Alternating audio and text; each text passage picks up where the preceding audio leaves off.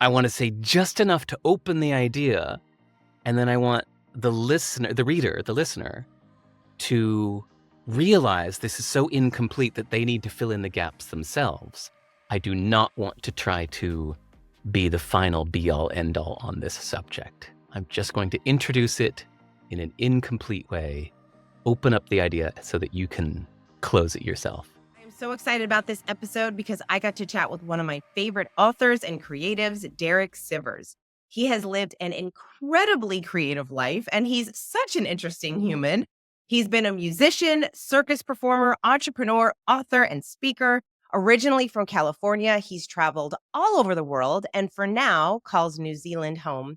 He's been in a band. He started, built, and sold CD Baby and Host Baby. He has spoken at TED 3 times in 1 year, which is wild. Most people will never speak at TED at all, and he did it 3 times in a year and has published 5 books, including How to Live and Useful Not True. I've been a fan of Derek's work for years, so it was an absolute joy to get to sit down and chat with him about his ideas. I hope you love this episode as much as I do. Derek, thank you so much for joining me today.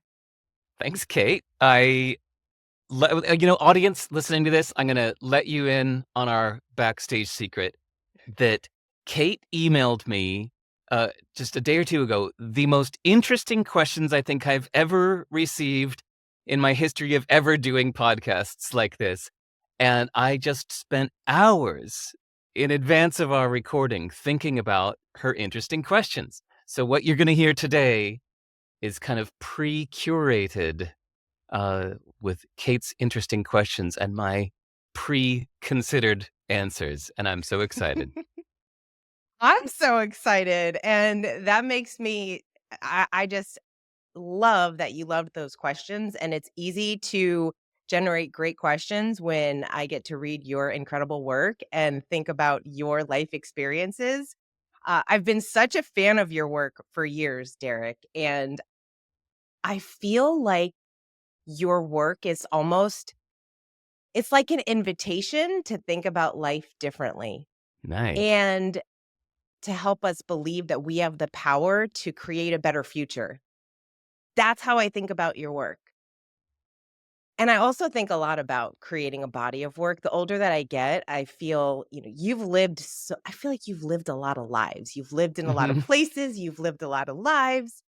And I'm curious how you think about your body of work. Like, how would you describe your body of work? Well, what you call someone's body of work is the stuff that they've chosen to release, right? Because there's more that you keep to yourself, and then it's about what you choose to put out into the world.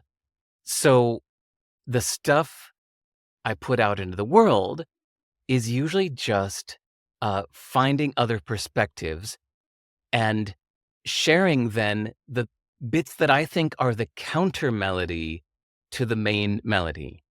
Right. So in musical terms, there's this thing called counterpoint where we mostly know it. Well, no, I was going to say row, row, row your boat, where you have a melody that you hear on top, but then underneath it is a melody that's sometimes doing the opposite that supports the higher melody, but it's usually more subtle. It's the counter melody underneath the main melody. So that's what I try to share when I find a point of view that I think is surprising and underrepresented in the world. I consider it the counter melody, and then that feels worth sharing, right? Like everybody else is saying this, but what about this? I need to say that thing down there. So that's what I share, and I think then my body of work becomes a bunch of counter melodies, thought explorations. Thought explorations. I love that. Yeah, Yeah, you even difference between being a thought leader and a thought explorer. A thought leader says, here's the right answer. This is where we're going. Follow me. I don't want anybody to follow me. I'm just an explorer. yes, and that's why I feel like your work is such this invitation because you change your mind all the time. You invite people to change their mind. And I also love that it feels like different times of your life, you just need to think about life differently or consider ask different questions, consider Yeah. your circumstances differently throughout your life. And that is I feel like that's what you've really done throughout your career. Thank you. It's beautiful. It's beautiful to watch. So because there's so many different projects that you can work on, and I think a lot of creatives have this conflict of, what do I do next? What project to work on? There's so many things that interest them. How do you decide what projects that you're going to work on next? And do you have a writing or creative practice to support this? Um, it all really comes down to self, others, and time. And what I mean is by self, it's like, how excited am I about this? Am I personally psyched about this? Like, I can't stop thinking about it. That's a huge number one. But then it's filtered through number two, which is how useful or helpful is this for other people? Will this benefit other people, or is this really just something just for me? And lastly, how time sensitive is this? Is this something where it's really the sooner the better? This kind of needs to happen now, sooner? Or is it just something that would be nice to happen anytime, even years from now? So then I weigh those three things together. I have to constantly do this to say, yes, I'm really excited about this, but it's just of no use to others and it could happen at any time in the future. It's just something that someday I want to do. Then I'm okay putting that aside. Because if I've got something else that maybe I'm still excited about, but not quite as excited about, but it's going to be much more useful to other people, then that can make it happen next. And lastly, if something's time sensitive, like if something's broken on my website, like nobody from Europe is able to order my books because something's broken. Okay, well, obviously that's time sensitive. That's next. Um, or right now, the thing that I've literally started today, well, last night before bed, I just started a new project, which is a translation system for translating my books into other languages because so many people have emailed and asked, and publishers have been asking, saying, hey, we'd really like to release this Chinese translation of your book. And I say, I have to build this thing first. Can't do that yet. I need to build this tool to help work with the translators.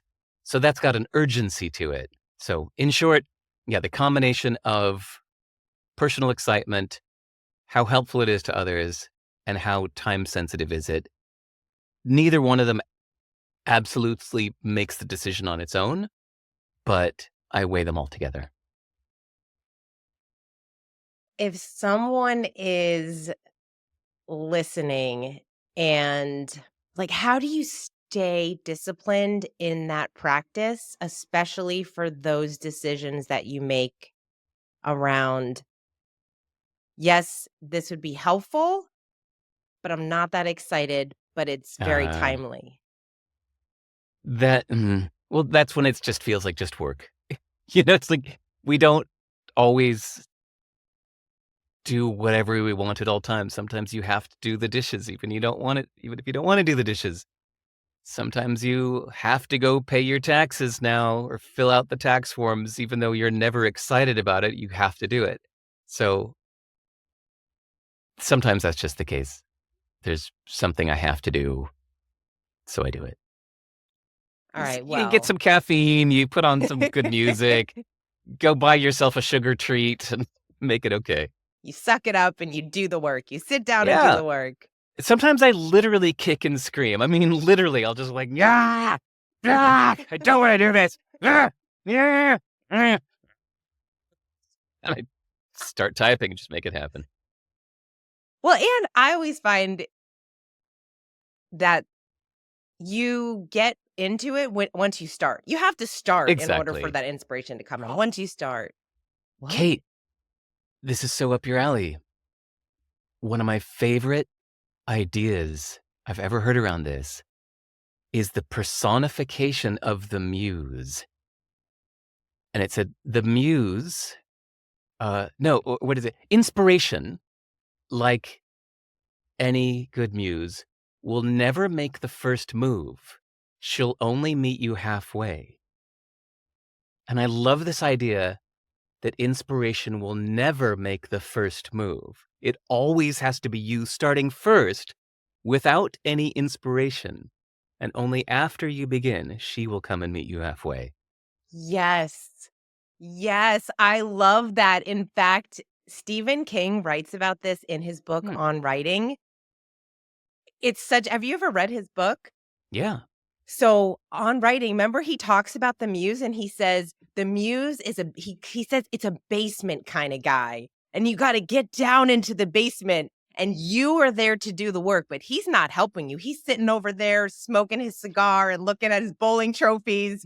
But you have to get to work and only when you start working will he help you because you need the muse, but he's just going to sit there and do nothing. But I love that imagery of this basement kind of guy sitting and Yeah. smoking his cigar. Oh my gosh, it's so beautiful. But I love that idea of muses and getting people's opinions around do you believe in a muse? Does it help you? Does it support you? And but yeah, you got to do the work. That's what it comes down to. Yeah. Do the work even if you don't want to. But if you know in your higher self, in your lucid moments, if you know it's the right thing to do, then you just do it whether you feel like it or not. Yeah. Yeah, well, you put in the work and I read this on your website, Derek, and I thought it was so interesting. You said, "I've optimized my life for creating and learning. I've cut out most things from my life that most normal people do, like hanging out or media consumption in pursuit of my bigger goal." How intentional was that decision? It wasn't a decision. No, it was never a decision. It's a value system. I just get more long-term joy and more deeper happiness from creating, from learning. It's like I want so badly for this idea to happen. I have this idea in my head, and I want more than anything to turn this idea into reality. I passionately, desperately want that to happen. Or that there's something I'm fascinated with right now that I desperately want to learn more about. Those two things drive me all the time. I'm almost always in a state of desperately wanting to make something or desperately wanting to learn something. Sitting on a couch and watching season 5 of some TV show? No, never. That to me is the enemy. Why would I want that? That's like eating not just ice cream, that's like bad ice cream. It's like no nutrition and not even that satisfying. And sitting around with friends at a bar, just spending time? No, it just doesn't fall into my value. It's a very, very short-term pleasure that's like a little satisfying for half an hour at most, you know? Actually, I should put that in there. There are times when I'll just go play a stupid little video game for 30 minutes or call a friend for 30 minutes and just shoot the shit and gossip or whatever. There are times, of course, where you need to blow off a little steam or just kinda exhale.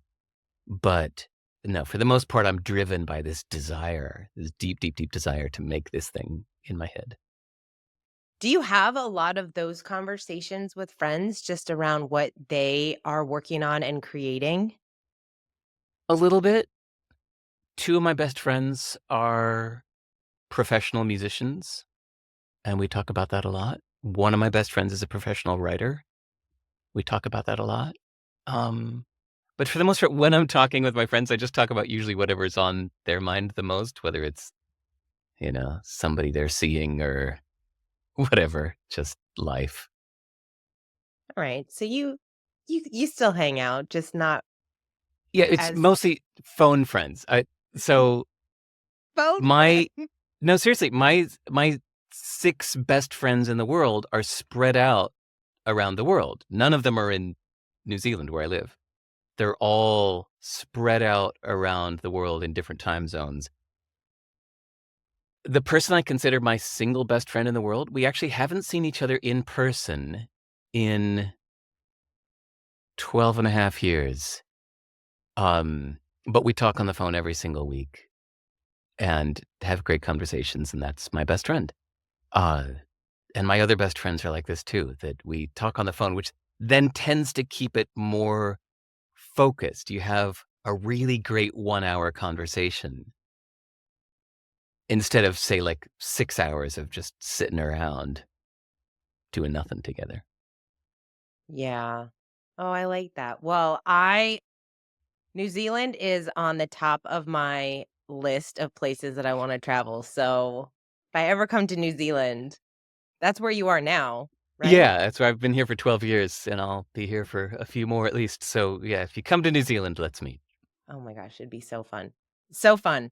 All right. So you wrote this really wonderful book called Useful Not True. You've written 5 books, 2 of which I have right here, but Useful Not True, I'm, like, obsessed with this book. This book, I feel like every page you could just think about, have discussions on, just contemplate for days and days. And so I have actually been asking my friends who haven't yet read the book and have no context. But the title is so good alone. I've just been asking them, "What in your life is useful, not true?" And they're like, "What?" Like, just think about it. Think about it. So it sparked some very interesting conversations without even having read the book. But then you dig in and you have all of these really great ideas. I'm curious, especially because this audience is full of creatives, a lot of writers, a lot of aspiring writers and authors, people that want to create more, people that I feel like when you're talking about you just have this when you wake up, you just want to create, you want to do something and build something. I feel like that's inside so many people. And I know that many of us just lose that over time. But even as you're saying it, I'm like, yes, yes, I'm on that mission. I love that. And this book, Useful Not True, has so many great ideas to help push people forward. So, what useful, not true ideas are most important for an aspiring writer or creative to embrace? Ooh, okay.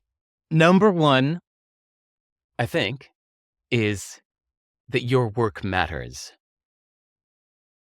You gotta have this feeling that what you're doing matters.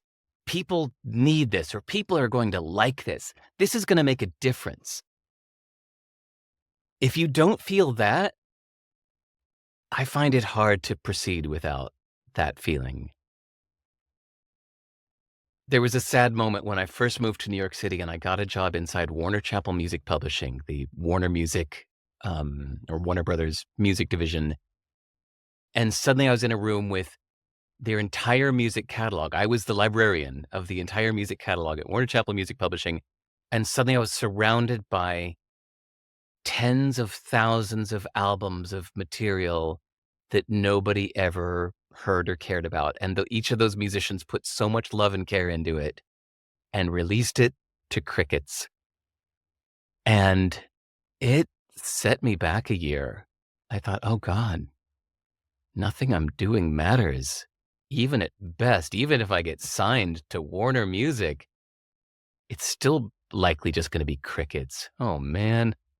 And so I just realized, noticing the difference between that mindset, that belief, which is what I'm doing doesn't matter, nobody cares, and the other belief that what I'm doing matters, people are going to care. I saw that one of those mindsets demotivated me and one of those mindsets motivated me. So I just deliberately chose the one that motivated me, because you have to choose the mindset that helps you do what you need to do. You know, it's a certain mindset that gets you out of bed in the morning instead of just laying in bed all day long. You have to adopt a certain mindset to help you get out of bed. You have to adopt a certain mindset to help you do what you know you need to do.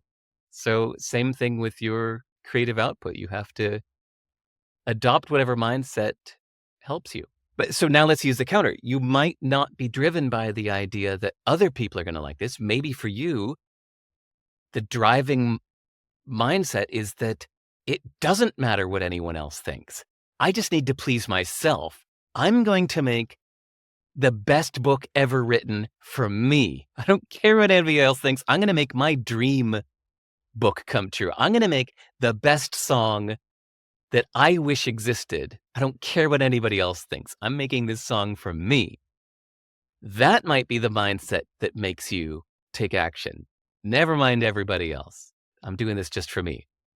And lastly, a belief that I've found really helpful for deciding what to put out or at all those little creative decisions on the way is surprise. That public work shouldn't exist unless it contains a surprise. That unless it has a surprising insight, a surprising twist, or upending expectations, it will be boring if you just give people what they expected. And if you're not giving people what they expect, that's a surprise. So if it doesn't contain a surprise, it's boring, and you should not release it. You should keep it to yourself or keep working until you find something surprising in this. And it could be even something musically surprising. It could just be a surprising note in the melody. I'll give one tiny example. The song Torn by Natalie Imbruglia, the 90s hit Torn. Oh, yeah. A friend of mine said, you know, that song is only good because of one note. I said, what do you mean? She goes, it's where she goes, that's what's going on. Nothing right. Everything else about that melody is completely what you'd expect it to be. But then right before the chorus, she goes, that's what's going on, in a way that's surprising. And she said, that one note made that song. And I think she's right. And so same thing, whether you're a writer, or musician, visual artist, every work that you release to the world has to have something surprising about it, some little twist. If you're just giving people what they expect, then it has no need to exist. It feels like, as you're saying that, I'm thinking like a listicle, right? Like a top 5 ways to Right. it's those that are almost like clickbaity Yeah. versus something that's really meaningful. But for someone who deals with perfectionism or feeling like their work isn't good enough to share yet, but maybe there really is that surprise in there, but they don't see it because they're so critical of their work. How do you know what to share and what not to share? Okay. Well, this is where you need to know yourself and know your own internal motivations and where you're at and what works for you and what doesn't. So if I'm right now saying, don't release anything unless it's surprising, and if that idea makes you go, oh, crap.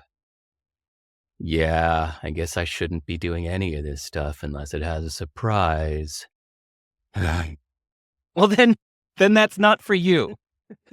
Obviously, if you catch yourself being demotivated by an idea, dismiss it. It's not for you. No idea is true.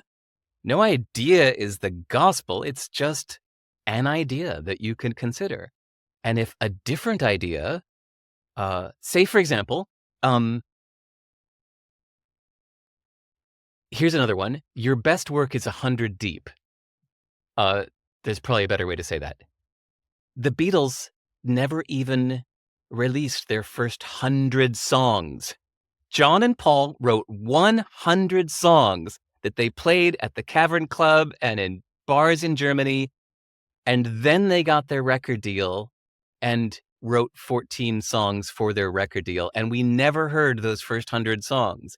The Beatles' great stuff didn't even come until after they had written and performed 100 songs, and then we heard the rest. It could be the same thing with your articles, with your books. Your best book might be book number 35, that you need to just keep writing your books, or it might be article number 1000 is where you really start getting good. That might be a more useful idea for you. You just have to know your own motivations. Okay, that's very helpful. That is very helpful because I know a lot of people who stop themselves from sharing, and it actually is good work. I had a friend of mine who is a beautiful poet. His poetry is so wild and different and very surprising, and he just would only share it with a couple of people. And then I was encouraging him to share it with more people, and then I would read his poetry to other people and tell him the feedback I would get, and then it gave him a little bit of encouragement to push him, and he finally published his book of Nice. poetry.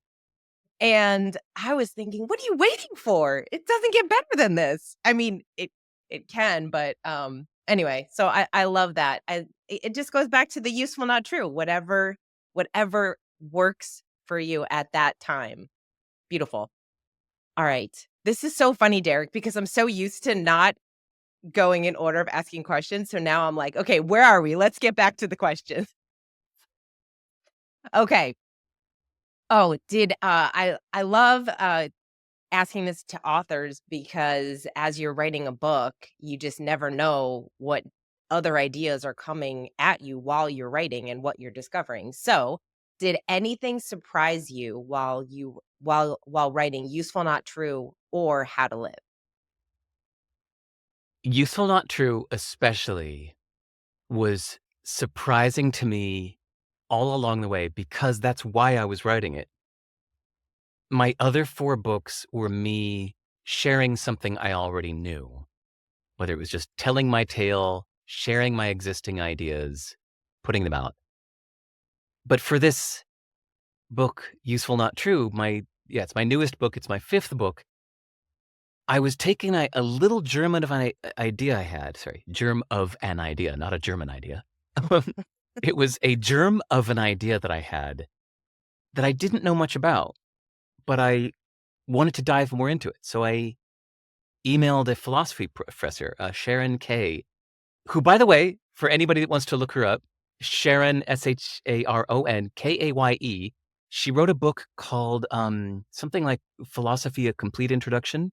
She teaches at the University of Ohio. She is the single clearest writer I have ever read.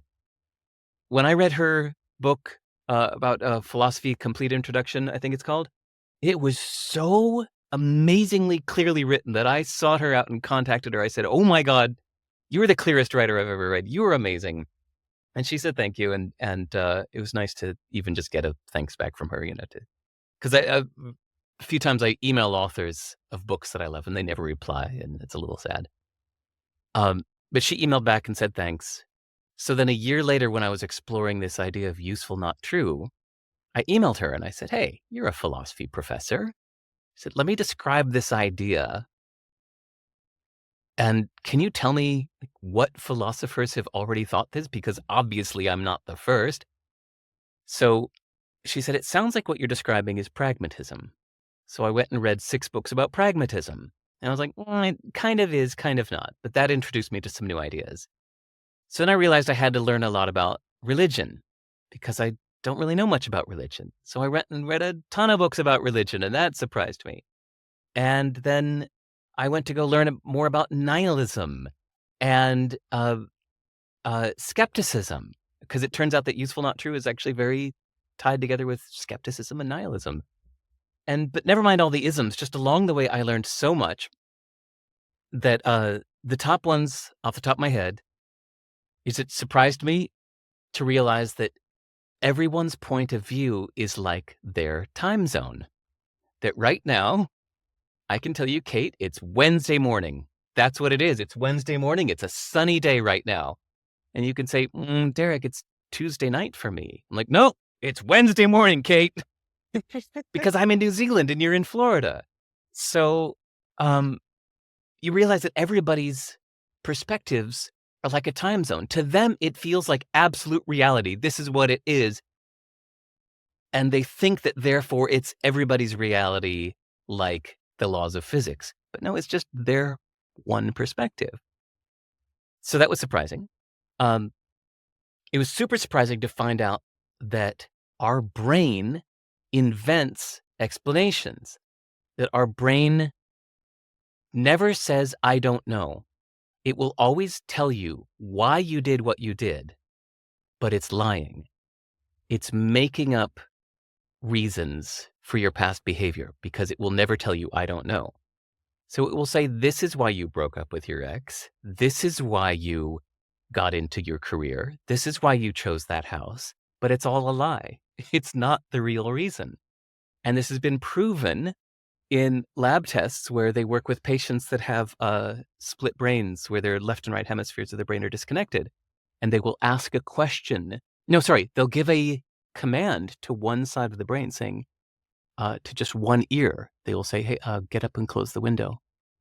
And the person will get up and close the window. And then they will ask the other ear, why did you just get up and close the window? And the person will say, oh, well, it was just getting chilly. I'm sorry. Was that okay? I just felt like it was getting a little cold in here.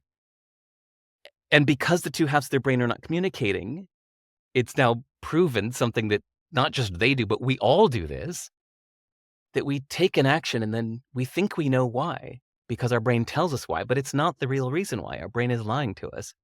So that's amazing to realize that any reason you ever give for your behavior is a lie, or at least not necessarily true. And therefore, so is everybody else's. You can learn to just ignore everyone's explanations about anything they do. You never need to ask why ever again, because no matter what anybody could say, it's likely not true. That was a surprise. I learned so much about religion. I found out that religion is action, not belief, that there are religions like Zen Buddhism that have basically no beliefs, and it's just an action. And it was a beautiful distinction between beliefs and action that people often argue about beliefs, but their actions are actually totally unoffensive. This religion's actions are beautiful, and that religion's actions are beautiful, but they disagree about their beliefs. But it doesn't matter because your beliefs are all just a lie anyway. They're all just nonsense. No beliefs are necessarily true. So yeah, I learned a lot while writing this book. Well, it sounds like it. And even in reading the book, it felt almost like I was searching for, but Derek, then nothing is true.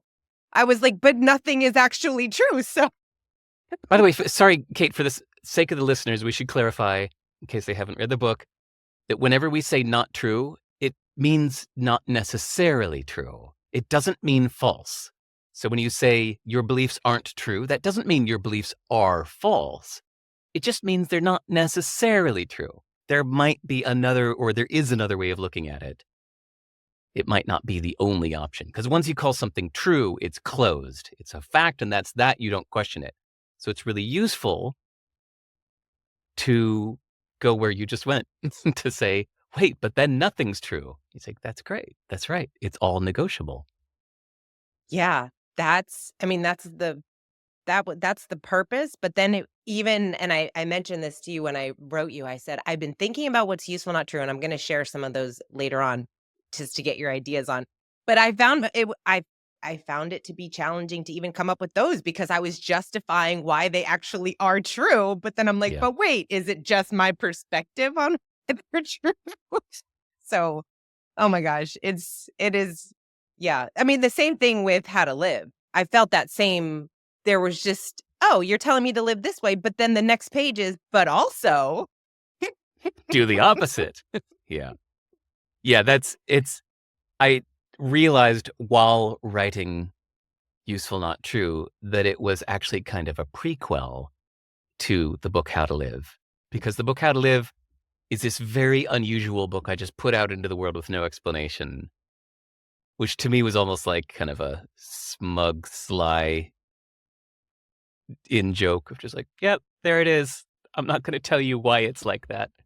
See what you think. Make up your own conclusions.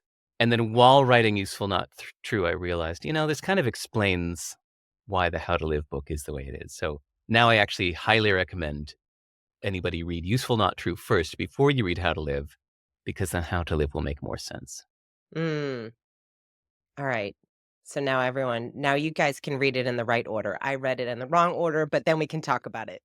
Hey, so Kate, so for your fellow writers, you might find this interesting. Um, There was a book I read like 30 years ago called You Can Negotiate Anything by Herb Cohen.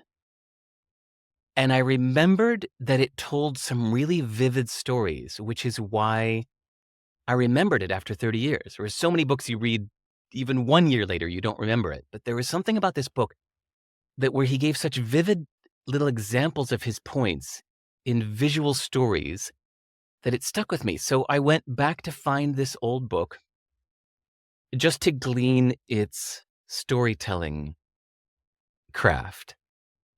And in doing so, though, I was still writing the Useful Not True book when I went back to go find it.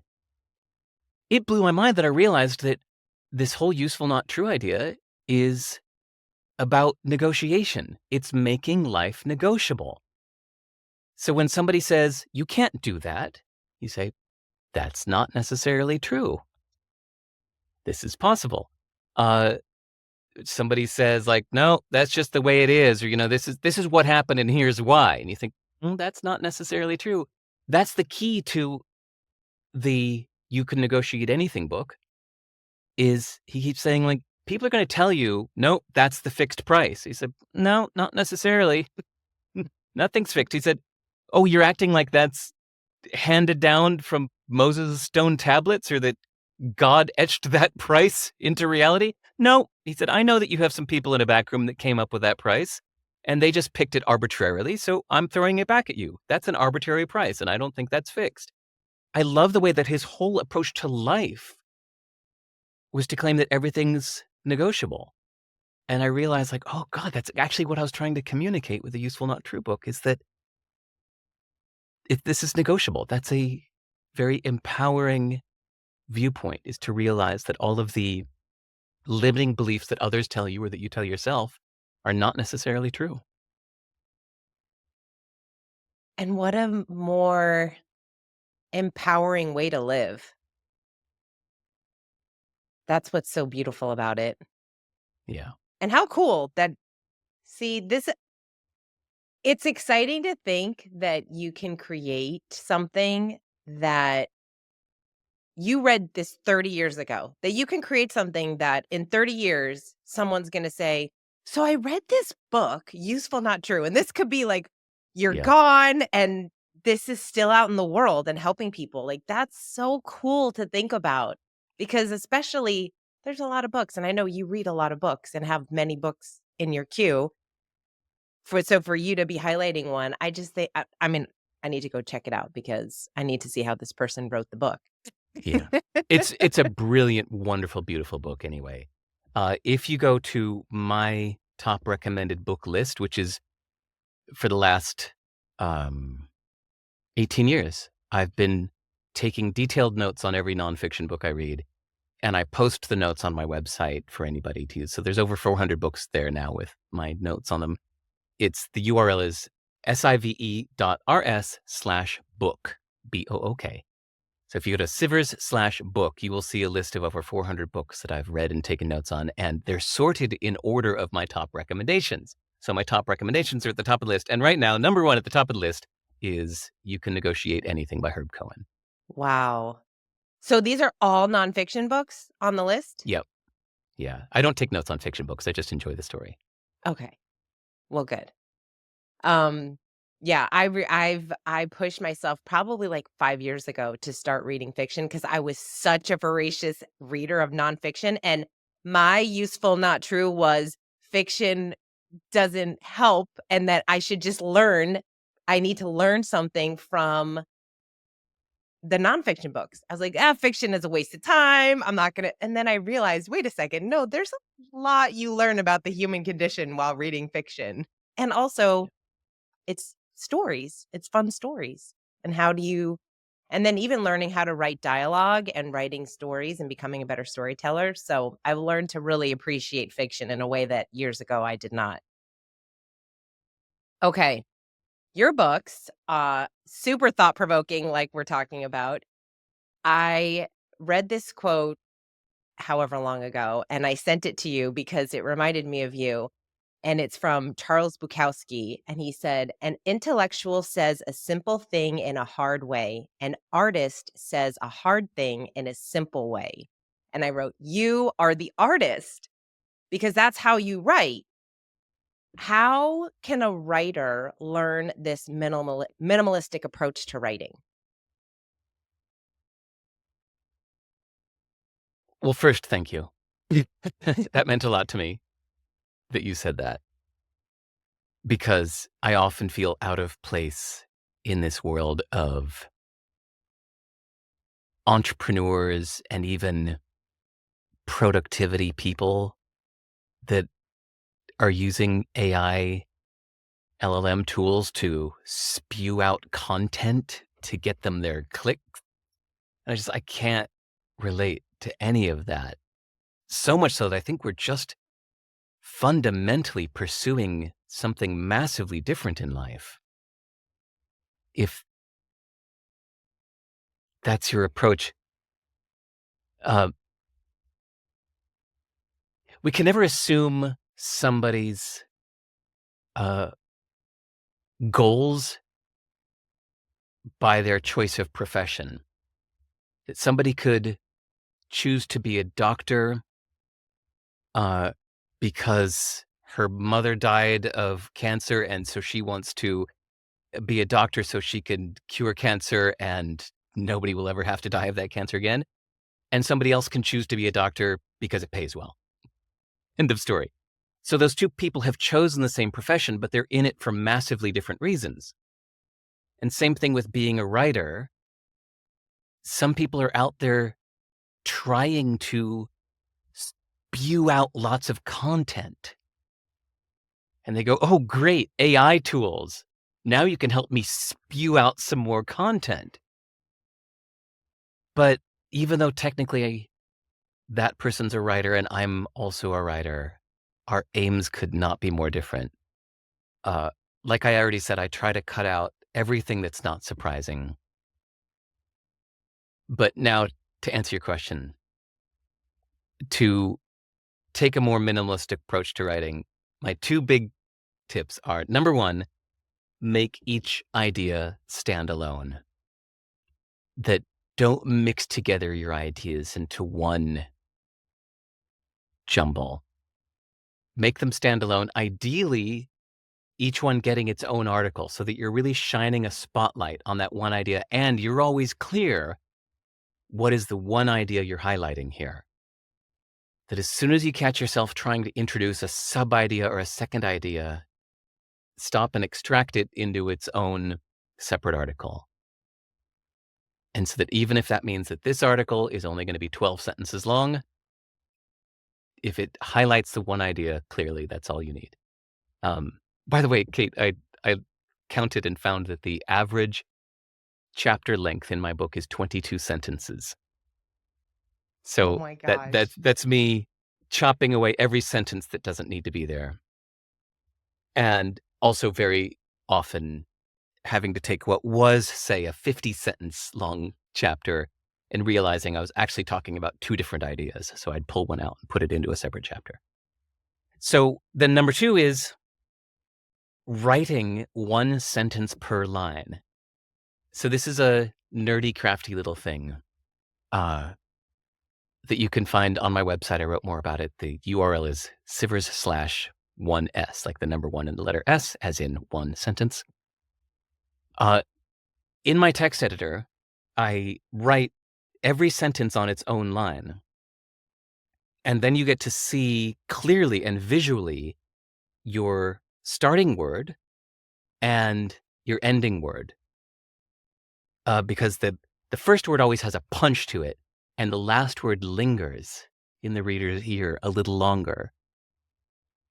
And you can also see your sentence length very clearly. The importance of not having all your sentences be the same length. Some long ones, some short ones. It's more musical that way. Make sure that you're not being monotonous in your sentence length. You write one sentence per line, and then when you actually publish it in HTML or into Word or whatever, then you copy paste your text and it turns it into a single unified paragraph. But while you're writing it, I highly recommend writing one sentence per line.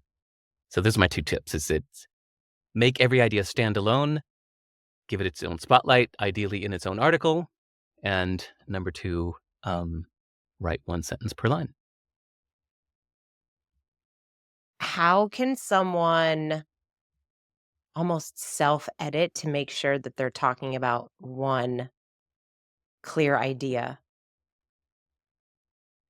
Just ask yourself if it could be extracted into a second article. Could I possibly make this two different articles without repeating myself or without just paying the same thing again? See what I just did there? um, if it can be extracted, if these are two different angles, then present the two different angles separately, two different spotlights. I feel so I know a lot of writers will say a lot of writing is editing and chopping things down, and it is taking you just gotta get a ton of words out. When you wrote Useful Not True, like, what's your writing process? Was it a huge, huge book that Oh, you had to distill down, or what did that look like? yes. Oh, you want to get into this? Okay. Oh, yeah. The craft of Useful Not True went like this. I spent a year and a half dumping all of my ideas into this folder full of thoughts. I wanted so badly to explore this idea called Useful Not True. As I said, I learned so much about it. I read so many books about religion and philosophy and uh, compiled all of my thoughts into a big, messy jumble full of words. And it was overwhelming. I spent a year and a half feeling like this is going to be a terrible book because I have too much to say on this subject. And one day, after a year and a half, I was feeling so overwhelmed and so frustrated that I opened up a brand new blank text document and I wrote, what time is it? For who? You? I'm in New Zealand and you're in Florida, so that's not the time for everyone right now. Uh, what day is it right now? Well, for me, it's Wednesday. For you, it's Tuesday. Uh, there's a island called Tavayuni in Fiji where I went, and that's where the international date line crosses. There's actually a sign and a line in the sand where this is where the international date line crosses. So you can put 1 foot in Monday, 1 foot in Tuesday, back and forth. Now it's Monday, now it's Tuesday. And it reminds you that even the day of the week is not necessarily true. It's an arbitrary uh, thing, and like all of our perspectives. And so whatever point of view you hear somebody say, like, here's what women want, or you can't do that, you have to hear it like them just telling you the time of day where they're at. It's just their point of view and not necessarily true. So I wrote that and it was 22 sentences. And I went, see, that just described the idea in so much more of an appealing way. I could have spent 1,000 words to say that same thing, but telling a tiny little 22 sentence tale and stopping, that felt great. So then I started another chapter that was about a bridge guard. It was a tiny little story about a big demon protecting a bridge saying, no one can cross until you tell me what's true. And I made that a tiny little tale, about 23 sentences. And it felt so good to communicate that one idea, incomplete, but in a tiny digestible way. And I was so excited that I called a friend in Australia and I read her one of these. And she said, oh God, I like that so much. But she said, but you know why? It's because you're not saying everything. You left so much unsaid that now my brain is trying to fill in the gaps. And I went, yes, that's what I want. I want to say just enough to open the idea. And then I want the listener, the reader, the listener, to realize this is so incomplete that they need to fill in the gaps themselves. That's what I want. I do not want to try to be the final be all end all on this subject. I'm just going to introduce it in an incomplete way, open up the idea so that you can close it yourself. That Oh felt my so much gosh. better. Well, I totally agree with your friend because that's how the book felt. And it almost was, I almost felt like I was saying, how how does this feel satisfying but also frustrating at the same time? I'm like, how is it that I didn't want him to write anything else, but also I did? Like it felt so weird because I was like, "Oh, I wish that I learned," but no, I don't. Like it was Right. perfect as it was. So it's so conflicting. It was so fun to read. Thank you. I did a lot of public speaking 15 years ago and learned an important bit of advice, which is if the audience wishes you would have said a little bit more, then you've said just the right amount. Mm, yes. Yes. Okay, so going off of that same idea, how do you decide which ideas are worth writing about and which to leave alone? Like, what are books or what's worth actually spending time on versus, okay, I'm going to maybe hold off on doing something with that? Hmm. I think it's the same question you asked at the beginning about deciding which project to do now. Same thing with writing. Is this intrinsically exciting to me right now? Is this useful for other people? Is this going to help people? And I guess when it comes to writing, then the timely thing doesn't matter. So let's just say it's the balance of those two. If I'm super, super, super excited about something, even if it's not necessarily going to be useful to others, I'll still write about it. And if I think something is going to be really useful to others, even if it's a little tedious for me to go, all right, let's do this one more time. Here's the 3 things you need to do to make shit happen. People keep asking me this. I need to put this out there into the world. This isn't fun for me to write, but it's really helpful to other people. Then, again, those 2 things balance each other out. So if something's extremely helpful to other people, even if I'm not excited, or if I'm extremely excited, even if it's not helpful to other people, or ideally both. What is your process? Because I feel like you have a process for everything. I feel like you're very good at process and documentation. Not everyone is excels at that. You have a lot of even on your website, I there the way that you include everything on your website and how much you wanna share and, like, some of the things that you've already shared, like, with the books and some of the resources. How do you how do you keep track of your ideas and kind of document them, and do you store them somewhere? Like, what does that process look like for you? I journal like a mother. I just write and write and write and write and write and write, sometimes hours a day, just for me. Nobody but me ever sees it. I explore new ways of thinking for my current conundrums or even questioning my old routines. I share everything I'm feeling today. I share what I did today. Sorry, share. I mean, I write in my private journal what I did today, what I'm thinking today. Uh, and I just I question everything, whether it's the current dilemma or even just old tried and true things. I just 2 days ago dropped my own jaw at an idea I had about my own programming. There's a certain way that I've been doing computer programming for 15 years. It's a very special methodology that is the core to all of my programming.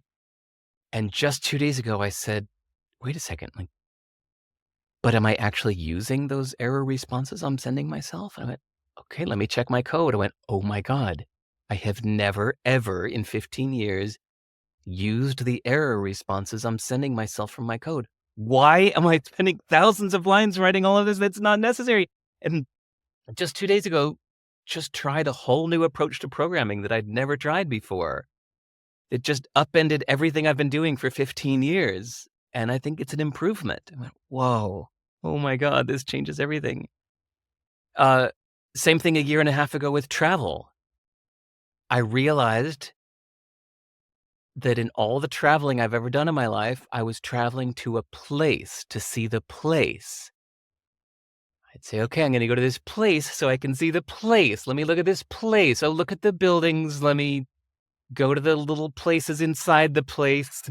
You know, the little restaurants inside the city or the parks inside the region, and I'd go to the place, and you can get where I'm going with this, is I realized, what if I traveled not for the place, but for the people? And deliberately took that to an extreme where I travel only for the people. So I tried it. I flew all the way to Bangalore, India, where I had been emailing with many people over the years that seemed like really smart, interesting people, and we'd had really interesting emails, but I'd never met them in person.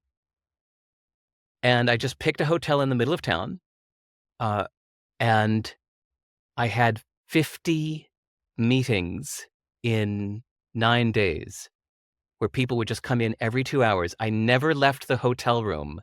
Sorry, I never left the hotel. I stayed in that hotel and, like, literally did not step foot outside the hotel in 9 days, but I got into in-depth conversations, really, really in-depth with 50 people in 9 days, and then went straight back to the airport and flew back to New Zealand. And I think I saw more of Bangalore than if I had been putting around the city looking at buildings, because I got into it's all about the people, right? Who cares about the building? Okay, so there's a stone structure. So what?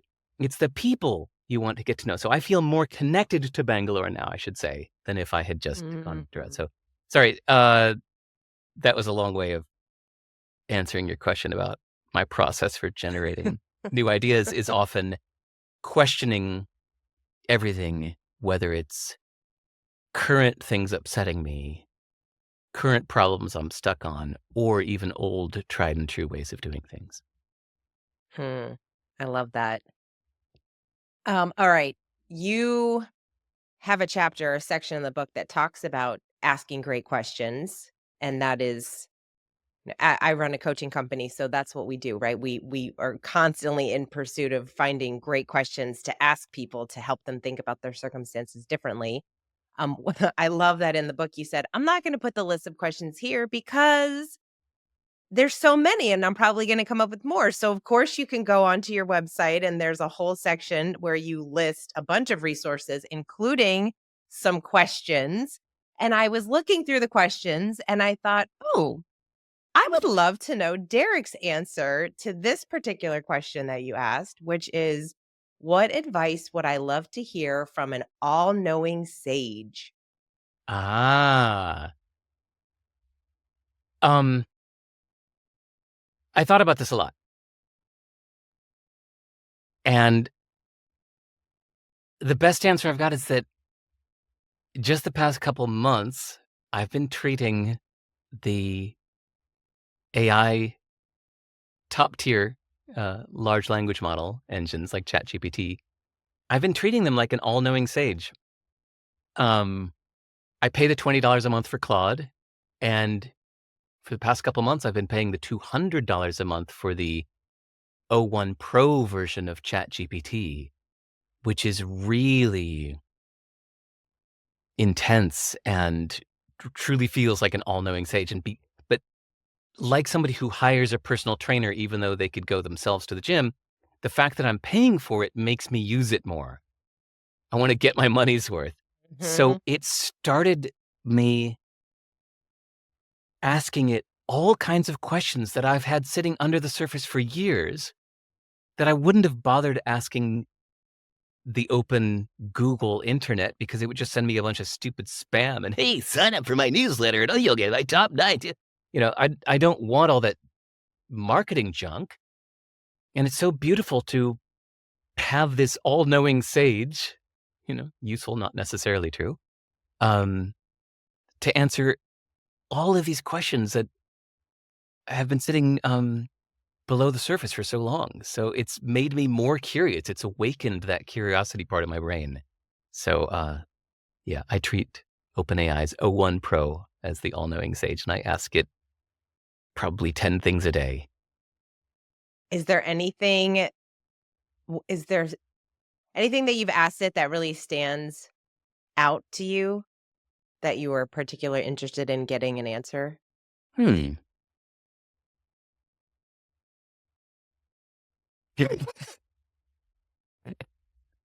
Well, sorry, it's just the stupidest little thing, but I always wondered, like, okay, what's the right way to charge a phone? What's the actual science behind lithium batteries? Should I let it go all the way to 0 before charging it? Should I constantly be charging it in little doses? And it patiently explained with a few back and forth rounds of questions, uh, how this actually works and what is the real way that I should be charging my phone. And that, batteries are best when they're kept between 20 and 80%. And so it makes sense to charge it to 100% if you're really gonna go out all day long, but ideally, you'd keep your battery between 20 and 80% all the time. I went, "Wow, that felt so good to get a factual answer, uh, to something that I just thought was unanswerable for many years," because it felt like anybody I was going to ask that of would just give me an opinion. But you can structure your prompt in a way where you say, "Please do not share people's opinions, but only give me the scientific findings as backed by laboratory research." You can say things like that that just trigger it enough to discount blah, blah, blah in chat forums and just give you the actual findings. Look at you. You created your own sage. I love it. All-knowing sage right at your fingertips. Well, sorry, I thought a lot about your question.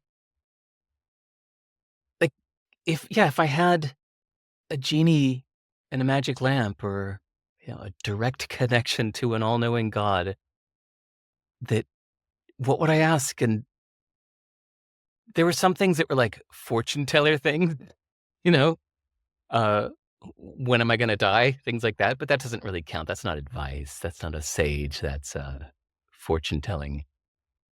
But when it comes to actual advice, I guess I have a base assumption that nobody knows my internal everything. So I'm happy to just hear lots of perspectives and facts, and I'll just make it into my own advice for the moment. There you go. All right, we've already said you've read a lot of books, you're reading a lot of books. What book do you wish more people read? Well, I've mentioned, You Can Negotiate Anything by Herb Cohen, and I've mentioned that if you go to my website, you'll see my, uh, top recommended books. There are over 400 there, but sorted in order so you can see the ones that I've given a 10 out of 10 rating to. So there's probably about 20 books that I think, yeah, basically everybody should read these. Um, but really, I don't want to sound self-promoting, but my real answer is useful, not true. Not for even if everyone read it for free and didn't even tell me that they read it. But what I discovered while writing this book is that this is such an empowering, empathetic, and peaceful way of seeing the world. To see that your own thoughts and beliefs are not necessarily true, and neither are anyone else's. It keeps you focused on the outcomes. It says, okay, you believe your religion, you believe your political view. It just doesn't matter what anybody believes because none of our beliefs are necessarily true. Just show me the actions. It keeps it very focused on reality. Someone's actions are true. If somebody punches you, that's a true thing they did. They actually did punch you. Their reasons for why they did it, their moral belief on why you deserve it, none of that's true. All that's true is that they punched you. And same thing with anybody's actions. Any politician can say anything. It doesn't matter. what they say. You just look at the actions and then the actual consequences of the actions in facts, not in opinions and moral judgments, but keeping us all focused on our actions. That was one of the most, maybe the single most profound, surprising belief. Sorry, a surprising, profound thing I learned while writing the book was that it was about religion. That a book by James P. Carse called the what is it called? The Religious Case Against Belief, something like that. Sorry, I'll have to find the exact title. It was something like that. Uh, he's a theologian at New York University, a very religious man arguing against belief, saying that beliefs don't matter, that religion is all about action. It's about what you do. That was so profound for me because you can even swap out the word religion for your, whether it's politics or your morals or your where you call yourself liberal or conservative or doesn't matter. What matters are your actions, how that generates into reality. I think that's really profound.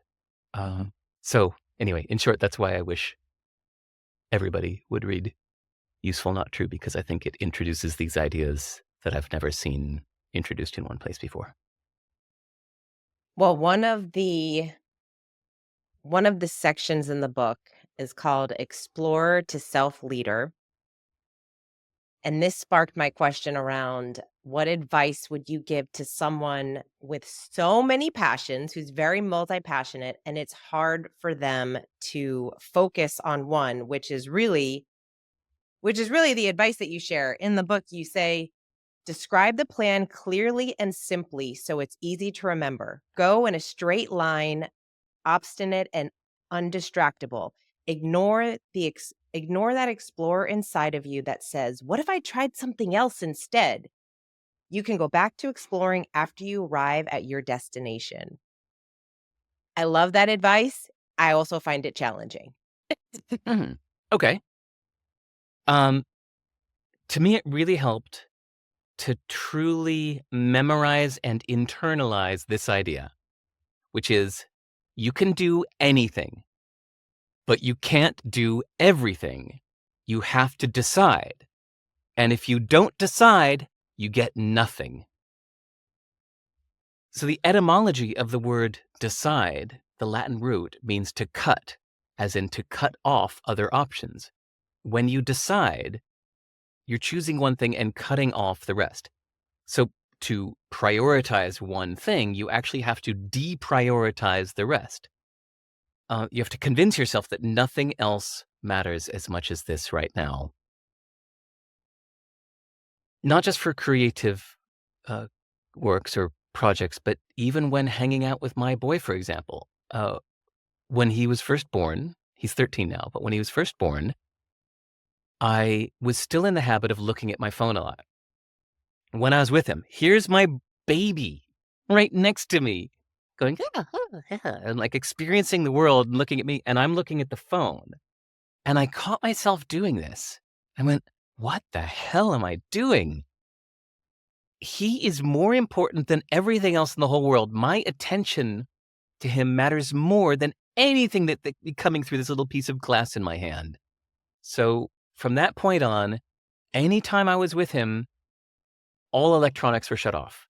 I'd hold down the power button for the 3 full seconds, slide the slider, off, completely off, computer off, shut down, power down. And I would give him my full undivided attention. Nothing matters more than him right now. He's only a child once. He's only a baby once. This is all we get. I'm only going to have one kid. This is my only time I'm doing this. I gave him my full attention, knowing that I can get back to my work when he's sleeping or when he's at school during the day. And still, now he's 13, I still take this approach. Whenever he's home from school, as soon as I hear him come in at 3:30, I shut down everything I'm doing and give him my undivided full attention until he goes to bed or he wants to go play with friends or watch a movie or something. Then I get back to what I was doing earlier. So it's the same thing with our work is you have to give something your full attention and you have to have a belief in you that, you know what, this matters more than anything else.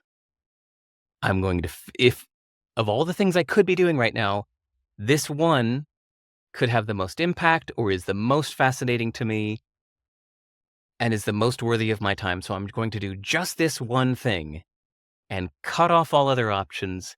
Everything else can wait. Because if I don't focus on this one thing, then nothing is going to get done.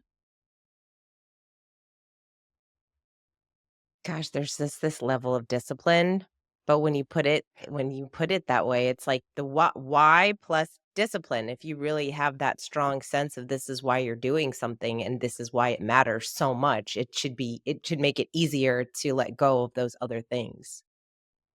Yeah, I think of discipline like making yourself go to the gym even though you don't want to.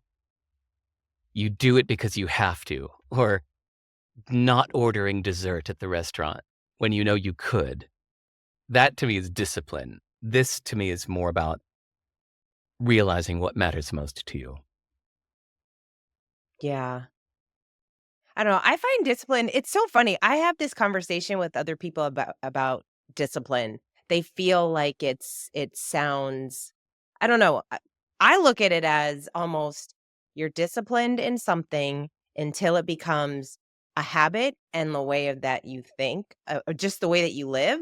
So discipline like to me, for someone else, it takes discipline to go to the gym. For me, it's my way of life. I get up and I go to the gym. I don't have to think about it. It's harder for me to not go to the gym than it is to go to the gym. But that's for me. But in other areas, I have to be disciplined and that it's that forced, I have to make it happen.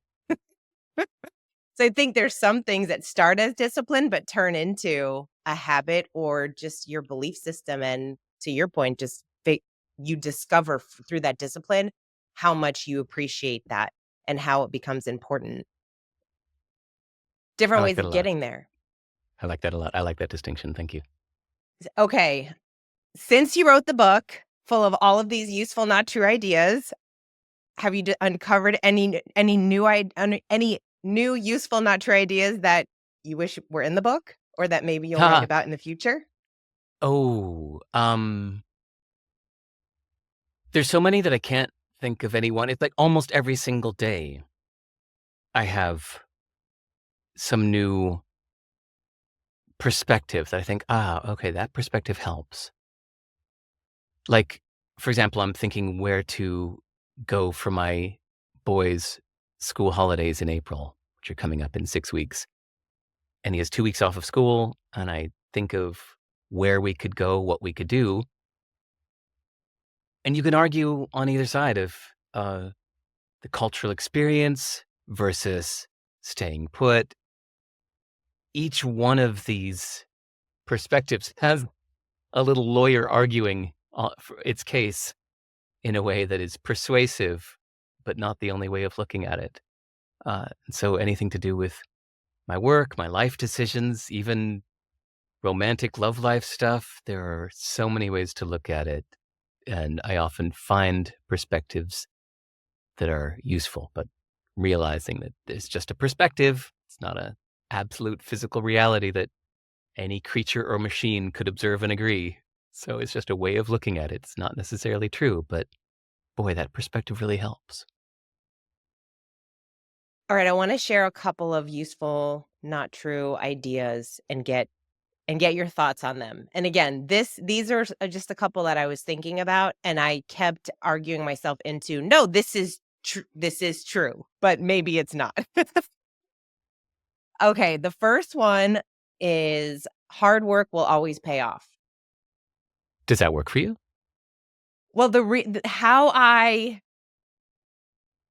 kept coming back to it being true is, well, hard work will always pay off. Me Depends on what outcome you're looking for. So if hard work always pays off and you're going to get the outcome you expected, it might not necessarily be true, but Right. hard work, it'll get you somewhere. I think you'll get somewhere with hard work. So that's why I was like, well, it has to be true because if you work hard, you might not get the results that you were looking for, but you'll uncover something new. Maybe the business that you started didn't work, but if you work hard, it'll open up another door. So that's why I kept arguing it to be true. Well, it's funny, there are lessons in there, like, it's got an assumption of another perspective inside, which is every action has value. So you could work incredibly hard at something that completely fails career-wise, financially, it was a waste of your time. You might even damage your personal relationships because people got upset at you for ignoring them as you were working on this thing for so long and so hard, and it got nothing you wanted. It holds a different belief then that could look back at that past and go, "Well, it was a good thing that now I know I don't want that." Whatever it may be, that you could find value in any action or any circumstance. That's almost a different mindset that yours seems to assume in there. Mm. Well, one of them is everything happens for a reason. Is that kind I of hate that one.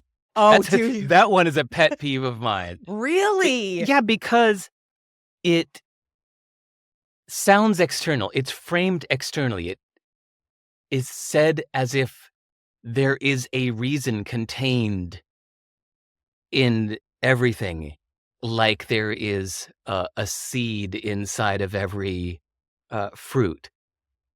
It's spoken as if it's a reality of nature, but it's just a projection. What it's really saying is, I can project a reason onto anything.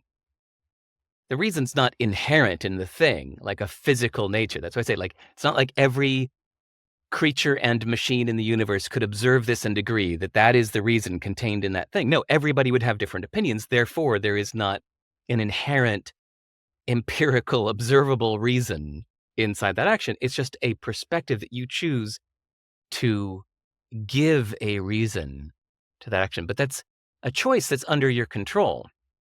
That's you saying, I can give a reason for everything that happened. That's not, I should think it's quite different than everything happens for a reason. You know what I mean? It's a subtle but Yes. important difference.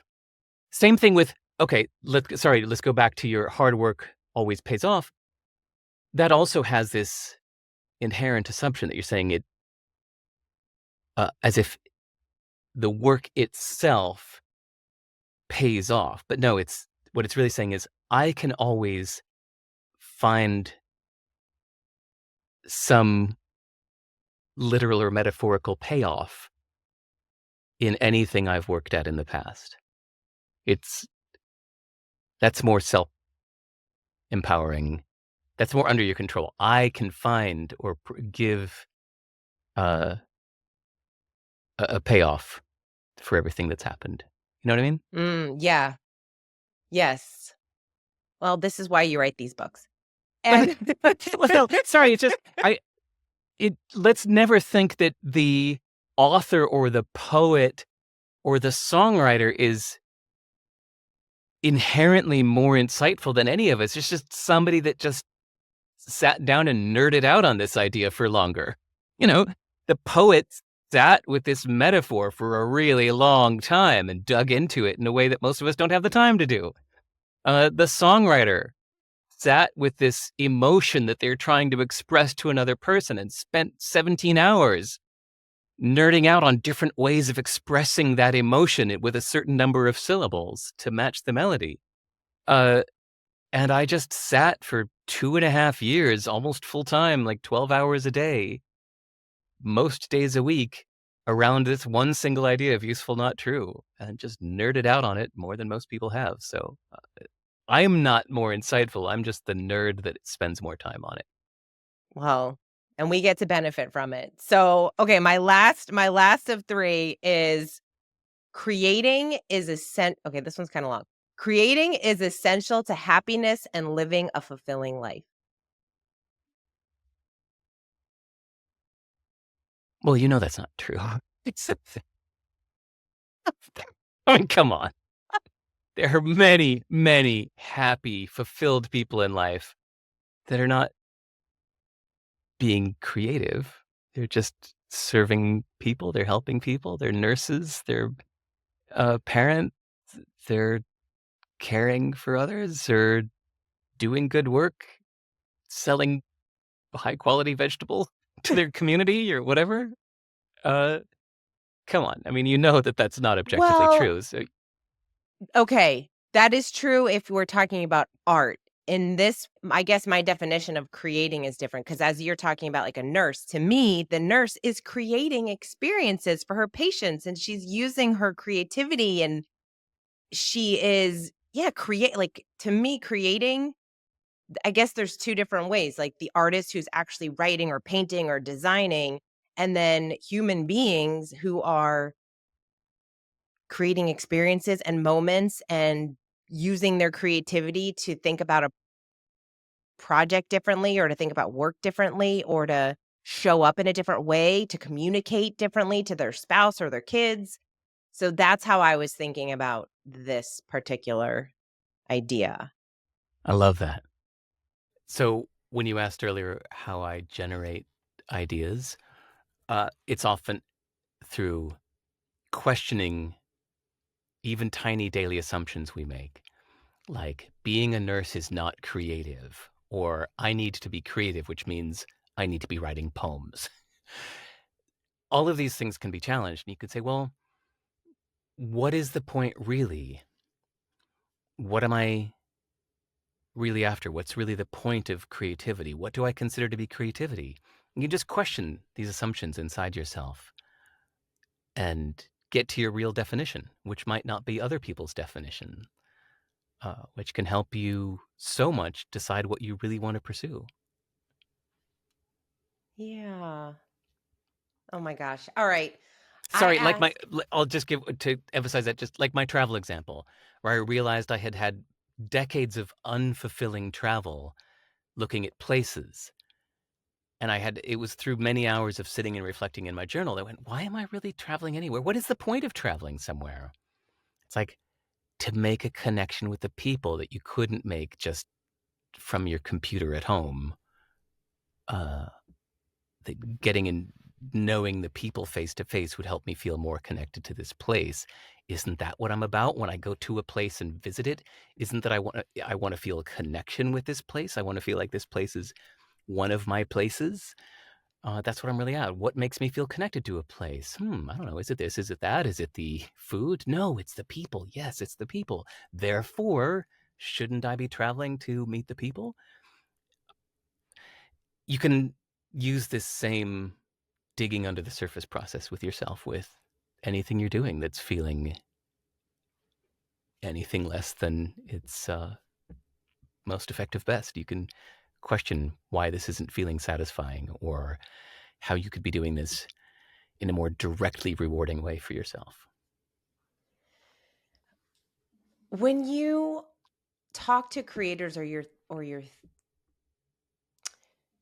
talking to someone that's listening right now who is maybe they have a podcast, maybe they have a YouTube channel, or they're writing books or poems or whatever it is that they're creating, and they haven't yet really found their audience, right? Like they're sharing, they're not quite getting what they were told they would get. If I just keep showing up, if I just keep posting, if I just keep creating, those 1,000 true fans or whatever, they will come, and they just haven't gotten there. How does somebody in that situation think about, like, do you keep going? Like what's that useful not true idea? Like the right people will find me if I keep creating and if I keep putting out work. Like how would you advise someone who's feeling frustrated because their work isn't necessarily getting out there in the way that they intended it to? Okay, please know that whatever I say next is my personal bias on this. That it helps to separate yourself from your creations. So even if you pour your heart and soul into something, it is now a thing that is released. And I love the double meaning of this word when you say you release a book, you release an album. Letting go is important. It's released to the world now. It's not yours. You've released it. It is not you. That's why it really helps to have a pen name or a stage name so that you can put on a persona and that persona creates things for the world. And if people attack that persona, you're detached from it. You know it is not you, that persona, the public persona, is something that you've made. And it's not your core essence that cuddles with your family. That's not what the people are attacking. It's just your external creations that you're choosing to put out into the world.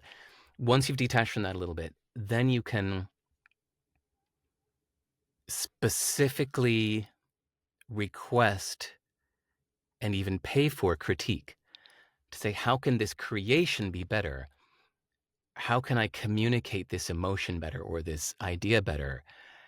Uh, there is a craft around this. I studied songwriting at music school for years, and songwriting is something that people think of as almost divine, like the song just comes through you and through your soul and out your fingertips to the world. But there's a concrete craft for what makes a certain melody more appealing than another melody. Like we said earlier with the song Torn by Natalie Imbruglia, with one note. One note was a make or break it with that melody. It is so often the case with the difference between a great title and a bland title that nobody cares about can be one word. Mark Manson could have written The Subtle Art of Not Caring Much, and it wouldn't have been a hit. You change one word and it's a hit. And same thing with anything you put out into the world. If you detach from it and then ask for critique, how can I improve this? And you don't take it personally, but you take their advice. Here's another example from music school is the song My Girl. I've got sunshine on a cloudy day. Smokey Robinson and his co-writers, I think it was Gamble and Huff, worked for months on that song. They flew back and forth from Detroit to New York with that song 3 times over 3 months. They would take it back to Detroit and work on it and work on it and work on it and improve on it. Fly to New York to play it for the producer, would say, changes, still not working for me. They'd fly back to Detroit, work on it for weeks and weeks, flew back to New York. And it wasn't until the third time, after months of working on that one little song, that the melody worked. And they nailed it. The words, the melody, it worked. And then they recorded it, and it was a huge hit. That couldn't have happened if they felt that that song was tied to their person, and a critique on that song was a critique on their person. They had to detach and specifically request improvements on that separate piece of work to make it a hit. So, no, I do not think you should just keep creating and you'll find your audience. I think you should improve and very deliberately, painstakingly chisel and improve your creations until they are having the piercing, powerful effect on the audience that you want. That so reminds me of comedians. Like what you're describing, getting up on stage. I mean, talk about that's brutal. They're getting their feedback immediately. You're either the audience Yeah. is either laughing or they're not. And to your point of the words, like it's crazy how they'll shift the the tone, the way they say it, just it's so crazy that they have to go up and do it hundreds Yeah, of a single times. a single lift of an eyebrow at the right time Yeah. can make or break that joke's delivery. Isn't that wild? Oh my gosh. Okay, I guess it's the same thing as songs. There's so many similarities between creations. All right, I always ask, this is the last question that I ask my guests, and it's, what one activity can the listener do in 10 minutes or less to live a more creative and fulfilling life? All right, in 10 seconds or less, turn off your phone. No, first, delete all your social media apps from your phone. You don't have to delete the account. You could keep them on your computer behind long and difficult passwords that are only stored on your computer, so you can't have them on your phone. Delete the apps from your phone. Then completely power down your phone and spend way more time journaling and diving into your own brain. And here's why. Is because social media keeps you focused on what others are thinking and judging. It's like a cesspool of judgment. And by trying to please all the judgments, you're making yourself bland and normal. By deleting them and very deliberately deciding, I don't care what the peanut gallery thinks. I am not trying to please the cesspool anymore. In fact, I just don't care what those people are talking about. You dive into yourself more, you become less and less normal. You become more and more uniquely you. You find more of your unique perspective. You become less of a perfect smooth mirror and more of a funhouse mirror that is wonderfully warped and reflecting the world in a more interesting way than a flat piece of glass. So explore how you're different from most people. Dive into that more. Shut off your electronics that keep you enticed with the chatter of the world. Beautiful. Beautiful. Derek, this is so great. I hope we get a chance to do this again, because I could ask you so many more questions. I am just, it's just been so fun to get to talk to you, because I feel, I'm sure you get this all the time, I feel like I kind of know you because I'm a fan of your work and I have read so many of your books. Well, I loved this conversation more than most. No offense to the other podcasters in the world, but your angle on this is so much more interesting to me. It's the artistic side instead of this businessy productivity, churn, churn, churn. How do we get big? How do we grow? Instead, you're focused on the creative angle on this. And that is so much more interesting to me that I could also talk about this subject with you forever. So let's do it again. And hey, Yay. anybody that like made it to the end of this interview listening, go send me an email right now. That's how I met Kate. She emailed me. So go to my website, Yeah. sive.rs, and click where it says contact me and email me and introduce yourself. I actually spend a few hours a week answering every single email, and I absolutely love getting to know the people that email me. I meet some of the most interesting people that these days, most of my friends and even some of my past loves of my life have been people that emailed me out of the blue. I really thoroughly enjoy it. So anyone listening here to the end that is a fan of Kate's show, please email me. Oh, I love that. And you know what's so funny is I didn't even realize that. I emailed Derek because I was trying to get a hard copy of Useful Not True, because I ordered the audio first, not realizing that the physical hadn't come out yet. And I was like, "But where is it? I need it." And I wrote, and I said, hey Sivers team." And you wrote back and Yeah. said, "Nope, it's not team, it's me." And I was like, Yeah. "Oh, well, since it's you." Yeah. I have no team. I love that I have no team.